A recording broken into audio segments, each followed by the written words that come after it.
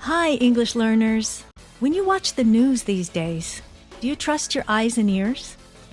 Do you think what you're seeing is real and happen the way it's being shown? Or is your first reaction to think, I wonder if this video is fake? That's what today's episode is all about, so stay tuned. Before we get started, I hope you'll indulge me in a little better at English background info. I don't do better at English for the money, but some of you have been going out of your way to send me thank you gifts. So I just want to say thank you so much to Charles for his very generous PayPal donation, and thank you to the mystery person who sent me the Handbook of Self-Determination Research from my Amazon wishlist. I honestly didn't even know that it was possible to find my Amazon wishlist anymore, so getting a mystery book delivered to my house was a real surprise. I'd also like to thank Zhu Dao, I hope I'm saying that right, who wrote my favorite review this month. It goes like this. This podcast is getting better and better by every episode. It's no longer just some language learning material, but food for thought as well. Giving you food for thought is indeed what I'm trying to do here, so it was really nice to get that feedback. All feedback from you lovely listeners, whether it's reviews, email, voice messages, donations, Amazon wishlist gifts, it's all positive feedback that fuels my motivation to keep doing this. It's a sign that you're getting value from the episodes, which is what it's all about for me. So thank you, thank you, thank you. All right, thanks for indulging me. Let's get on with today's topic. Today we're looking at misinformation and disinformation in our modern age and how technologies like deepfake are making it increasingly harder for us to know what is really happening in the world, to separate fact from fiction. This episode builds on my earlier episodes about AI, that's artificial intelligence, which you can find further down the podcast feed as episodes 47 and 48. Before we go any further, take a moment to ask yourself how much you trust what you see, hear, and read these days, whether it's online, in a newspaper, or coming from an expert or politician in a live televised address. Is seeing believing, as the expression goes? Go ahead, think of some recent examples that are personally relevant to you. Now ask yourself how your beliefs about what is true influence your actions, how much they shape what you actually do as you move through life. How do these beliefs influence, for example, who you vote for, what you buy, what you eat, which books you read, which car you drive? You don't need to be a PhD in psychology to understand that our beliefs about what is true or false affect our actions. Nobody wants to make decisions based on lies or misinformation, so we all want information that we can trust. Just to give a current example, look at what's happening regarding masks and the coronavirus. If you think masks do help stop the spread and protect others, you're likely to wear one, even though they are uncomfortable and it's kind of a pain in the butt. And if you think masks don't help at all, you're more likely to resist wearing a mask or even flat out refuse. I mean, why bother if they don't work, right?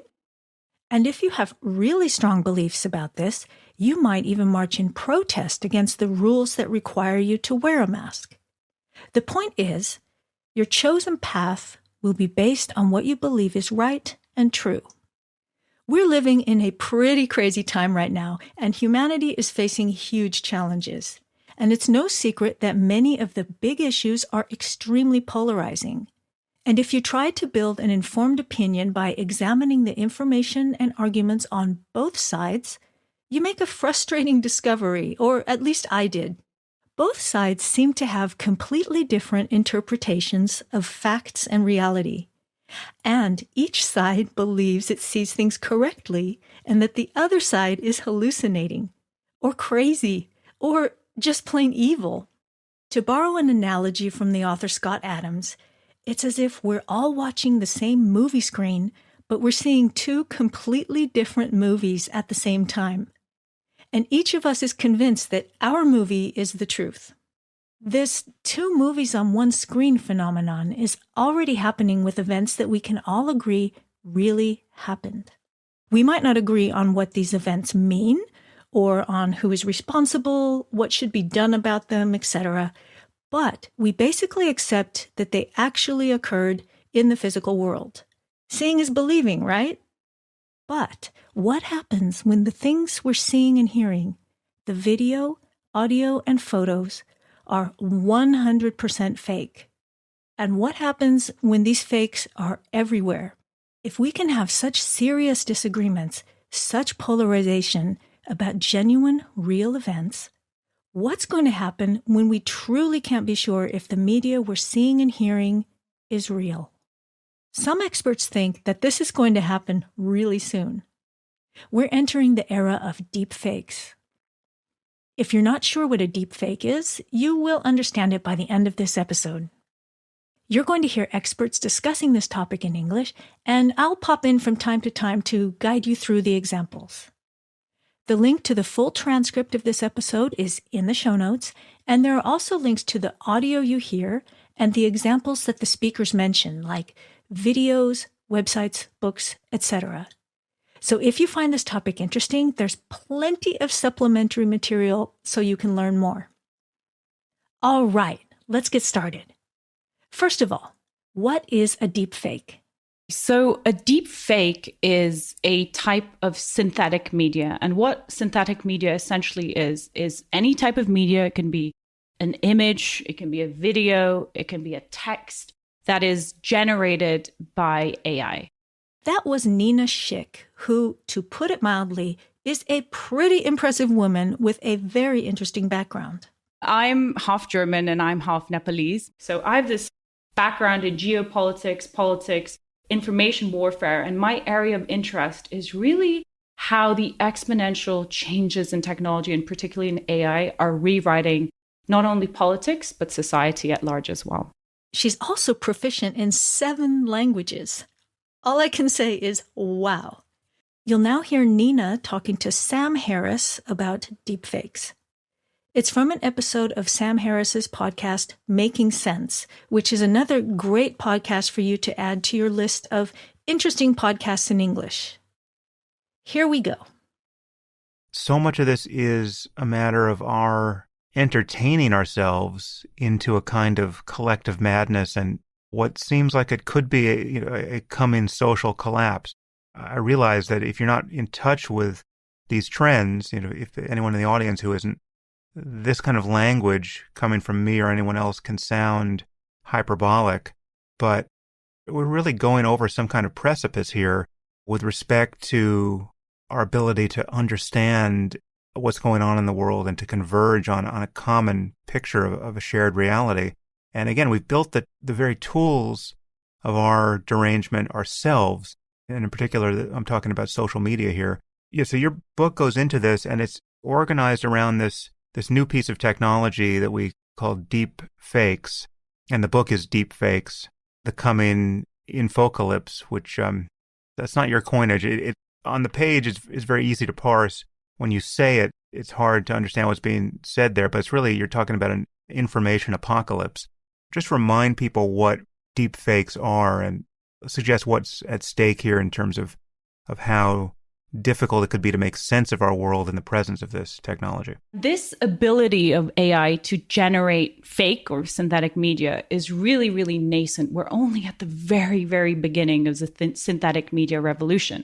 It was only probably in about the last 4 or 5 years that this has been possible. And for the last 2 years that we've been seeing how the real world applications of this have been leaching out from beyond the AI research community. So the first thing to say about synthetic media is that it is completely going to transform how we perceive the world. Because in future, all media is going to be synthetic, because it means that anybody can create content to a degree of fidelity that is only possible for Hollywood studios right now, right? And they can do this for little to no cost using apps or software, various interfaces, which will make it so accessible to anyone. And the reason why this is so interesting, another reason why synthetic media is so interesting, is until now, the best kind of computer effects, CGI, you still can't quite get humans right. So when you use CGI to do effects where you're trying to create robotic humans, it still doesn't look right. It's called, uncanny valley. But it turns out that AI, when you train your machine learning systems with enough data, they're really, really good at generating fake humans or synthetic humans, both in images. And when it comes to generating fake human faces, so images, still images, it's already perfected that. And if you want to kind of test that, you can go and look at thispersondoesnotexist.com. Every time you refresh the page, you'll see a new human face that, to the human eye, to you or me, Sam, we'll look at that and we'll think that's an authentic human, whereas that is just something that's generated by AI. That human literally doesn't exist. And also now increasingly in other types of media like audio and film. So I could take essentially a clip of a recording with you, Sam, and I could use that to train my machine learning system. And then I can synthesize your voice. So I can literally hijack your biometrics. I can take your voice, synthesize it, get my AI kind of machine learning system to recreate that. I can do the same with your digital likeness. Obviously, this is going to have tremendous commercial applications. Entire industries are going to be transformed. For example, corporate communications, advertising, the future of all movies, video games. But this is also the most potent form of mis and disinformation, which you're democratizing for almost anyone in the world at a time when our information ecosystem has already become increasingly dangerous and corrupt. So we have to distinguish between the legitimate use cases of synthetic media and how we draw the line. So I, very broad brush in my book, say that the use and intent behind synthetic media really matters in how we define it. So I refer to deep fake as when a piece of synthetic media is used as a piece of mis or disinformation. And, there is so much more that you could delve into there with regards to the kind of the ethical implications and the taxonomy. But broadly speaking, that's how I define it. And that's my definition between synthetic media and deep fakes. Well, so as you point out, all of this would be good, clean fun if it weren't for the fact that we know there are people intent upon spreading misinformation and disinformation and doing it with a truly sinister political purpose. Not just for amusement, although that can be harmful enough. It's something that state actors and people internal to various states are going to leverage to further divide society from itself and increase political polarization.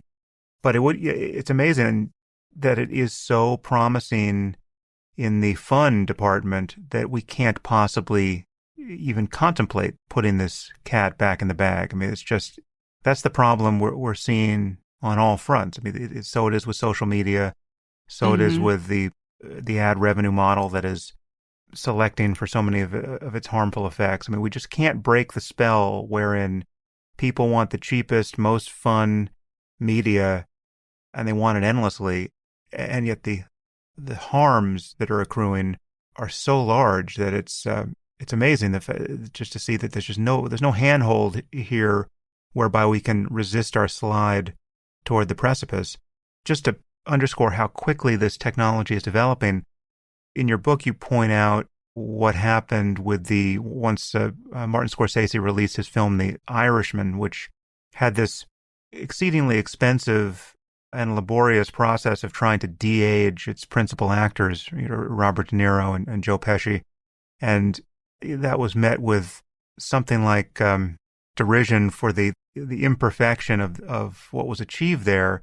Again, a great cost. And then very, very quickly, someone on YouTube using free software did a nearly perfect de-aging of the same film.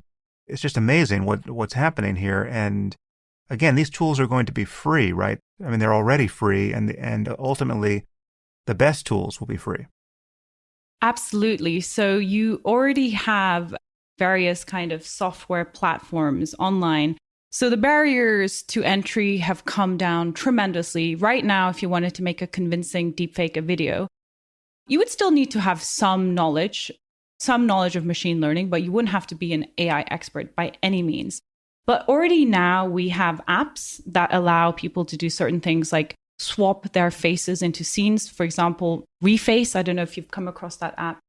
I don't know how old your children are, but if you have a teenager, you've probably come across it. You can basically put your own face into a popular scene from a film like Titanic or something.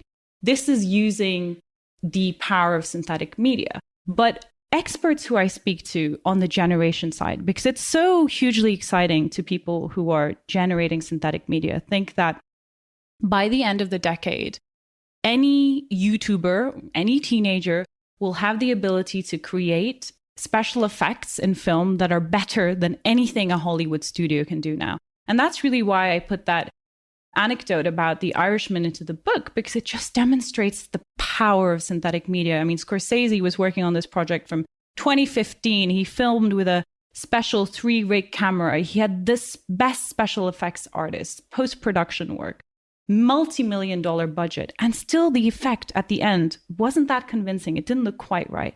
And now one YouTuber, free software, takes a clip from Scorsese's film in 2020. So Scorsese's film came out in 2019. This year, he can already create something that's far more, when you look at it, looks far more realistic than what Scorsese did. This is just in the realm of video. As I already mentioned, with images, it can already do it perfectly. There is also the case of audio. There is another YouTuber, for example, who, because a lot of the kind of early pieces of synthetic media have sprung up on YouTube, there's a YouTuber called Vocal Synthesis who uses an open sourced AI model to trained on celebrities' voices. Hello again. Before we go on, let's listen to a couple of examples from the Vocal Synthesis YouTube channel. You'll hear Donald Trump doing a dialogue from the Star Wars franchise and 6 presidents reading the introduction to the classic TV series Twilight Zone. I have to say, these examples freaked me out when I heard them.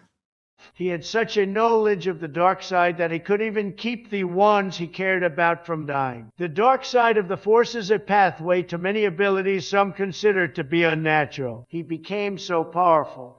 The only thing he was afraid of was losing his power, which eventually, of course, he did. There is a 5th dimension beyond which is known to man. It is a dimension as vast as space and as timeless as infinity. It is the middle ground between light and shadow, between science and superstition. And it lies between the pit of man's fears and the summit of his knowledge. This is the dimension of imagination. It is an area which we call the Vocal Synthesis YouTube channel. As a native speaker, I can hear signs that these examples are computer generated. What did you think? Remember, this is just some random YouTuber, and this is still a nascent technology, a new technology. It's already pretty impressive, but will only get better in the years to come. Now back to Sam and Nina. Now Nina continues talking about the Vocal Synthesis YouTube channel. Trained on celebrities' voices. So he can, something that he's done that's gotten many, many views on YouTube is he's literally taken audio clips of dead presidents and then made them rap NWA's Fuck the Police, right? Ronald Reagan, FDR. Very interesting. This is an indicator of how complex these challenges are going to be to navigate in future. Because another thing that he did was he took Jay-Z's voice and made him recite Shakespeare's To Be or Not to Be. And interestingly, Jay-Z's record label filed a copyright infringement claim against him and made him kind of take it down. But this is really just a forebear of the kind of battles we're going to see when any anonymous user can take your likeness, can take your biometrics and make you say or do things that you never did. And of course, this is disastrous to any liberal democratic model, because in a world where anything can be faked, everyone becomes a target. But even more than that, if anything can be faked, including evidence that we today see as an extension of our own reality, and I say evidence in quotation marks, video, film, audio, then everything can also be denied. So the very basis of what is reality starts to become corroded. Of course, reality itself remains. It's just that our perception of reality starts to become increasingly clouded. This brings up a very interesting point. There seem to be three main types of danger that deepfakes can bring about. The first is the direct damage that can be caused by a particular piece of fake media. The second, and arguably more serious, is that when we all feel as if we can't trust anything anymore, it's possible for us to grow apathetic and disengage from our social and civic duties. Or we might make bad choices based on total lies. And third, when anything and everything can be convincingly faked, it gives liars an easy way out. All they have to do is say, "That wasn't me, it's fake." You'll now hear Claire Wardle from the New York Times explain more about these dangers and how serious we should be taking them. Or maybe not. Yes, deepfakes are eerily dystopian, and they're only going to get more realistic and cheaper to make. But the panic around them is overblown. In fact, the alarmist hype is possibly more dangerous than the technology itself. Let me break this down. First, what everyone is freaking out about is actually not new. It's a much older phenomenon that I like to call the weaponization of context, or shallow fakes, with Photoshop and video editing software. You can have a really simplistic piece of misleading content that can do huge damage. You don't need deep fakes, AI technology to manipulate emotions or to spread misinformation. This brings me to my second point. What we should be really worried about is the liar's dividend. The lies and actions people will get away with by exploiting widespread skepticism to their own advantage. So remember the Access Hollywood tape that emerged a few weeks before the 2016 election? And when you're a star, they let you do it. You can do anything. Around that time, Trump apologized, but then more recently, he's actually said, "Oh, I'm not sure if I actually said that." You'll now hear Sam and Nina discuss this same idea, also using the example of the infamous Access Hollywood tape of Donald Trump. Then their conversation shifts to the race to develop technology that can detect and fight back against deepfakes. As a side language note, listen to Sam's first sentence. You'll hear a great example of hyperbole, or exaggeration for effect. He's using hyperbole to express that the pre-COVID era feels like it was a very, very long time ago. Many of us can dimly remember 20 years ago, before COVID, when the Bush audio tape dropped and Trump sort of attempted to deny that the audio was real of him on the bus, but we were not yet in the presence of such widespread use of deepfake technology that anyone was even tempted to believe him. We knew the audio was real. We could see the resort to claiming fakery that will be relied upon by everyone and anyone who is committed to lying, because there'll be so much of it around that really it will only be charitable to extend the benefit of the doubt to people who say, "Listen, that wasn't me. That's just a perfect simulacrum of my voice and even my face." But you actually can't believe your eyes and ears at this point. I would never say such a thing.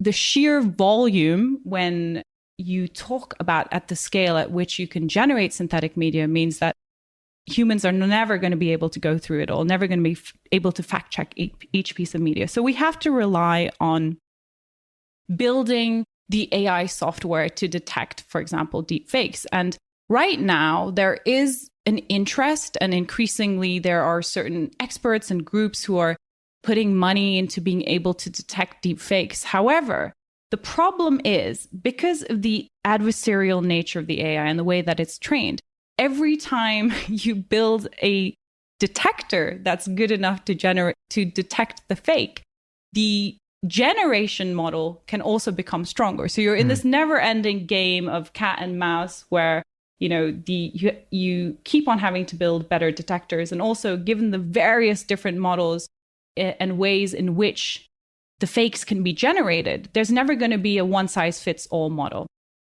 Ultimately, this is a human problem to the extent that disinformation or bad information didn't just come about at the turn of the millennium. It's just that we have never seen it at this scale. We have never seen it this potent, and we have never, ever been able to have it as accessible as it is now.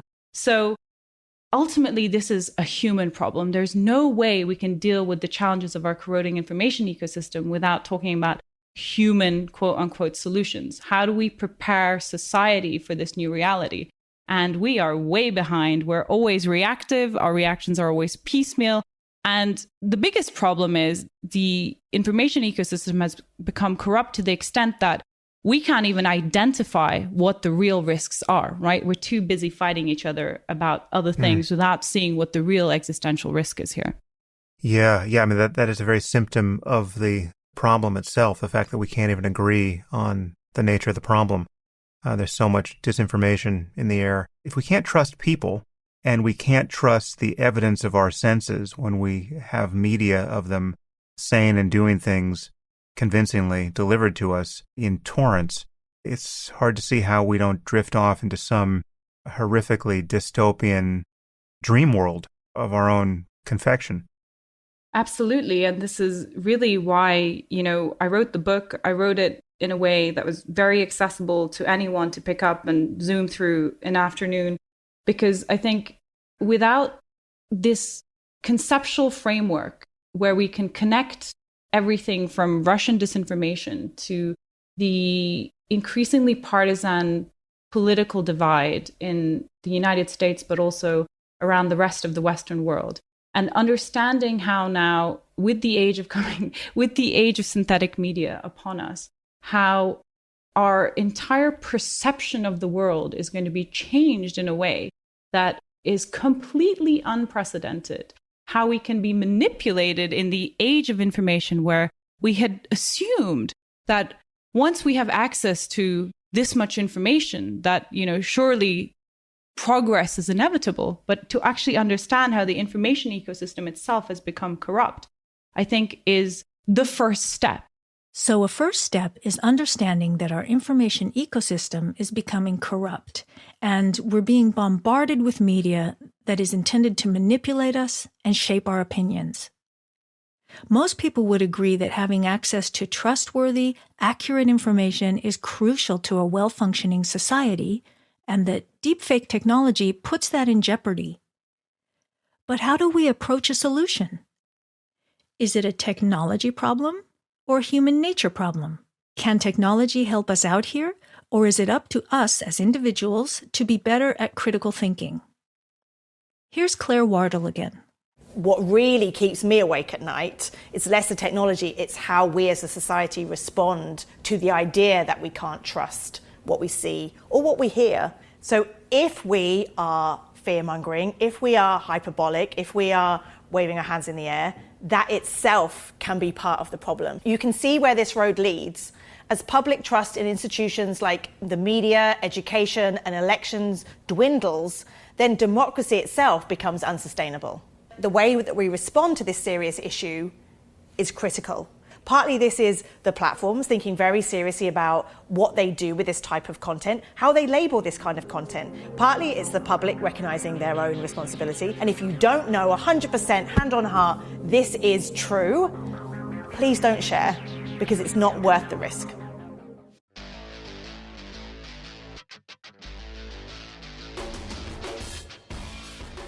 I wonder, what would our present society be like now if we followed that advice? If we didn't share things unless we knew, hand on heart, 100% that they were true?